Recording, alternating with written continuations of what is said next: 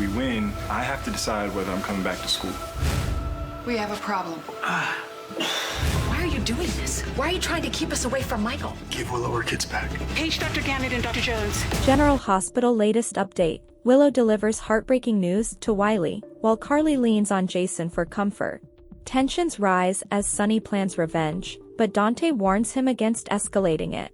Meanwhile, Lulu seeks Tracy's help to find Charlotte, and the hospital's deadly mystery deepens.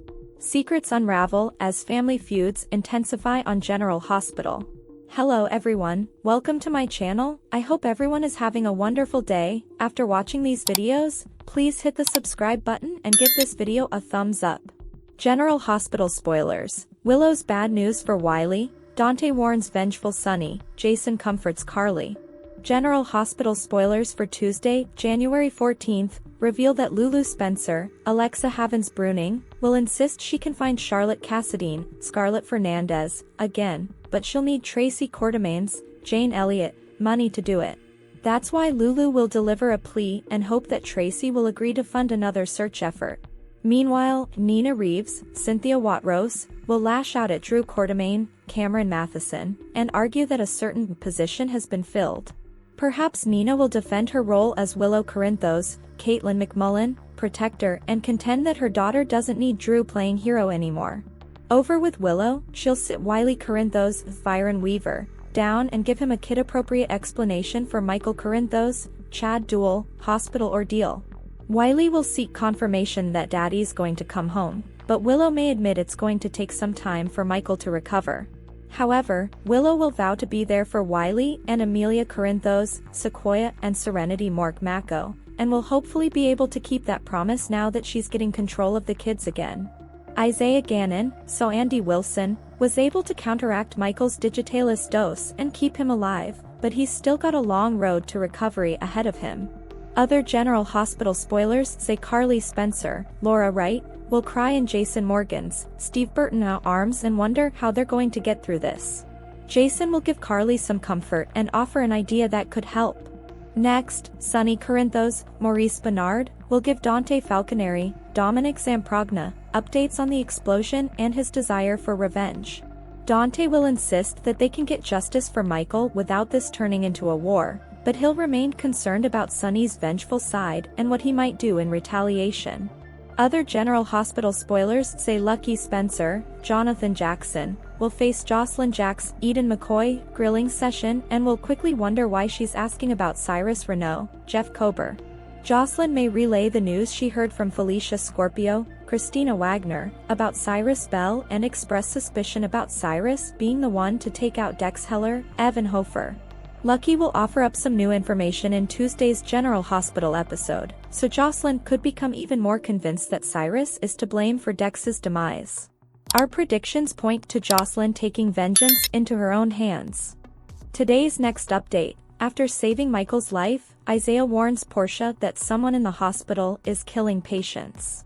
Today on General Hospital, Carly has a warning for Willow, Tracy opens up to Stella about her fears, and Cody asks Brad for help placing a bet with his aunt.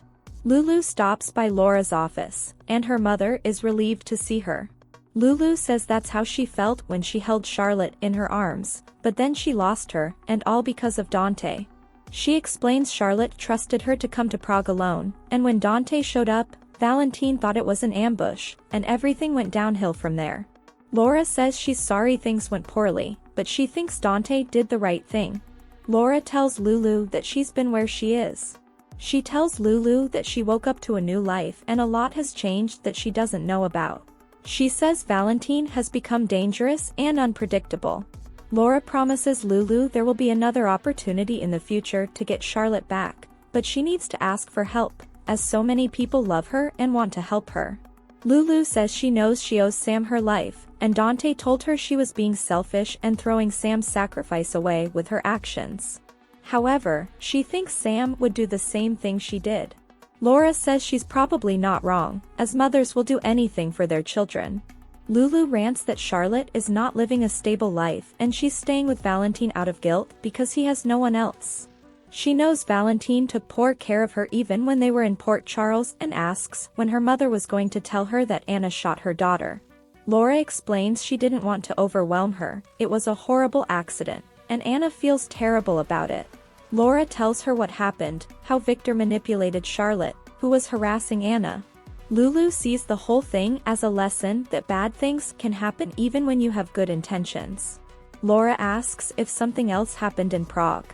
Lulu reveals Dante believes she led the shooter to Valentine, and he may be right.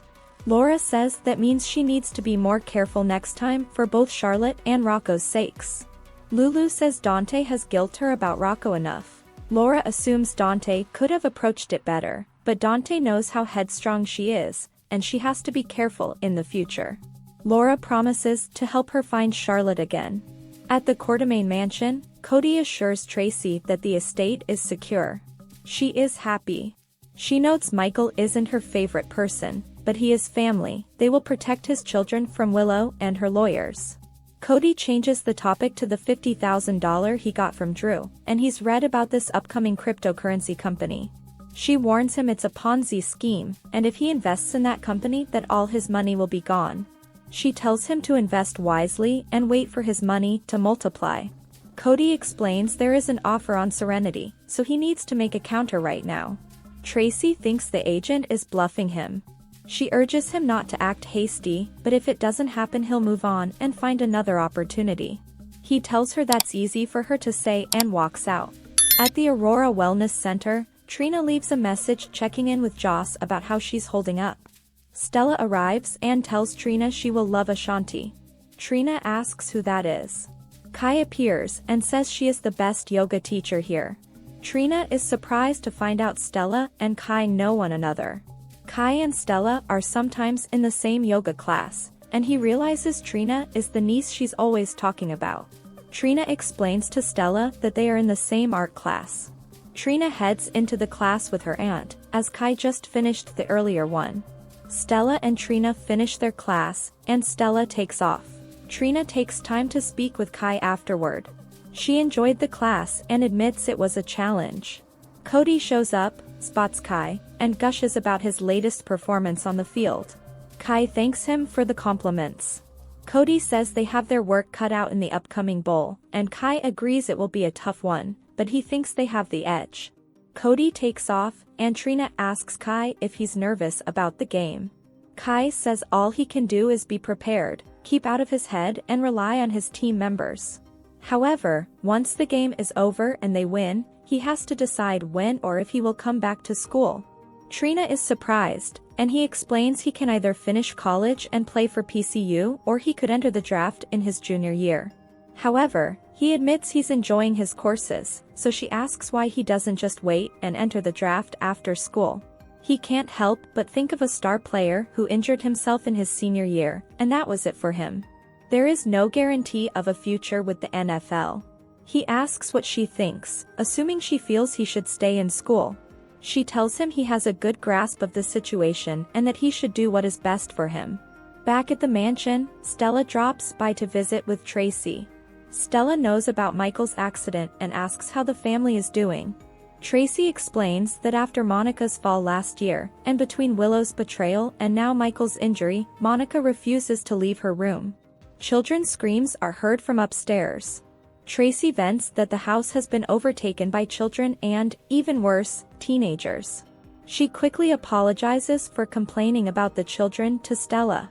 Stella admits that going to the nursery and the fourth floor at the hospital after Irene's death has been challenging, especially given TJ and Molly separated.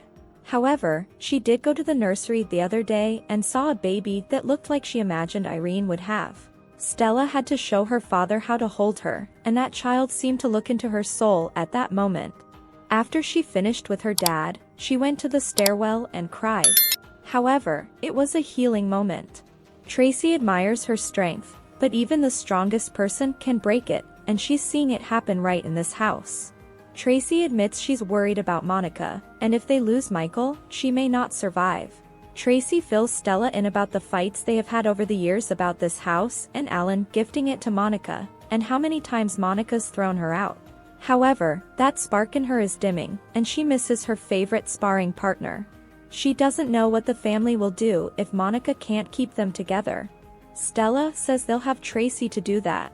Tracy laughs that the family probably sees her as the thorn in their sides. The kids can be heard screaming again. Tracy rolls her eyes but says she will keep the next generation safe at all costs. Stella notes she sounds like a matriarch.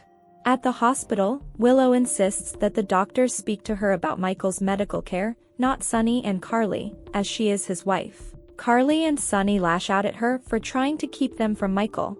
Nina interjects that is not what Willow is doing, but Drew argues that Willow has the right to make decisions for Michael as she has the legal authority. Insults are hurled, and Portia says this is a family matter, but unfortunately, Willow has Michael's medical proxy. Sonny asks Willow what she wants. Drew tells Sonny and Carly to give Willow her kids back, and they'll have access to Michael. Sonny calls this blackmail. Portia interjects and says they need to have a family conversation, but in doing so, to do what is best for Michael. Isaiah and Portia leave, and the yelling continues. Nina suggests to Sonny they go and talk elsewhere, so they do. Carly tells Willow if the situation was reversed, Michael would never do this to her. Carly asks if she ever loved her son. The nurses find Michael is crashing in his room, and they page Isaiah and Lucas. Lucas and Brad run into one another in the hall. Brad has heard about Michael and tells Lucas how sorry he is. Brad asks how Michael is. Lucas tells Brad that he's in the burn unit, but a lot more is going on. Michael and Willow have separated, and Willow is at fault. Brad is stunned as they are the perfect couple. Lucas admits he's worried about Wiley in all of this. Eventually, Isaiah and Lucas arrive at Michael's room, having gotten their pages, and find Michael going into VFib. Nothing seems to work to help him, and Isaiah suspects digitalis. He suggests a medication that will counter it. Lucas asks what if he's wrong. Isaiah says Michael will die either way. They begin changing the 4 bags, and Isaiah and Lucas instruct the nurses to save them so the lab can analyze them. Elsewhere, Nina talks to Sonny on Wiley and Amelia's behalf, not about Willow and Drew. She says those kids don't know what is happening to their father, and someone will have to be there for them. They will need the only other parent they know, and that is their mother. She tells him not to waste time on this fight over medical proxies. She urges Sonny to give the kids to Willow so he and Carly can focus on Michael and so Michael can heal and be there for his children in the future. In another hallway, Willow tells Carly that she wouldn't have married Michael if she didn't love him. Drew informs Willow she doesn't have to tell Carly anything. Carly says she wants to talk to Willow alone, but Drew doesn't budge. Carly tells Willow she knows her, she knows she'll fight for her family, so don't go down this road with her. Willow tells Drew that maybe she should think about this more, but Drew says Carly is trying to manipulate her and don't let her. Carly can't believe she didn't see it earlier and tells Willow that Drew is the one pushing her to the point of no return. Carly says he's doing this so she has no one else to rely on but him. Sonny returns and announces that the children will go home with Willow so he and Carly can focus on their son. He also wants the kids to know what is going on with their father, and they must be kept abreast of Michael's care. Aghast, Carly says she has to put her trust in Willow now. She says Michael would always do right by her, so she needs to do right by him. Carly and Sonny walk off, but not before Nina thanks Sonny. Before Nina can even speak to Willow, her daughter gushes to Drew that she owes everything to him. He tells her they should go get her kids, walking away and leaving Nina stunned. Portia runs into Brad and is glad she caught him. He assumes she is going to complain about something he did. She says his ability to bend the rules will become very useful. She needs him to investigate past patient death records and note how many had digitalis in their system and how many were not prescribed the drug. She tells him there have been 2 deaths due to digitalis overdose, and she needs to know if there are more. He says he will help, and she asks him to report to her, as she doesn't want legal to find out about this. Cody shows up later and startles Brad. Brad asks what he wants.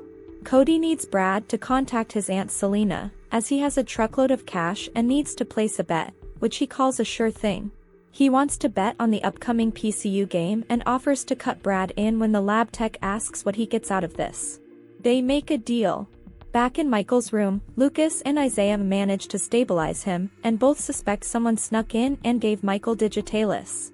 They are sure it will turn up in the 4 bags when the lab screens them. Outside of Michael's room, Carly tells Sonny she can't believe he agreed to this deal with Willow and gave her back the kids.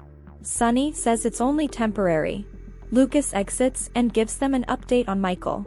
He explains they almost lost him, but he's stable now. Isaiah finds Portia and fills her in on Michael going into VFib. He suspected it was due to Digitalis, administered a counter-drug, and it worked. Portia states they need to check the security footage from the hallway right away. Isaiah says they are already on it, but it's time to face the fact that there is someone in this hospital killing patients. On the next General Hospital, Lulu asks Tracy for some money to go rescue Charlotte. Nina informs Drew that position has been filled. Wiley asks Willow if his daddy is going to come home. Lucky wonders why Joss is asking about Cyrus. Dante tells Sonny that they can get justice for Michael without it turning into a war.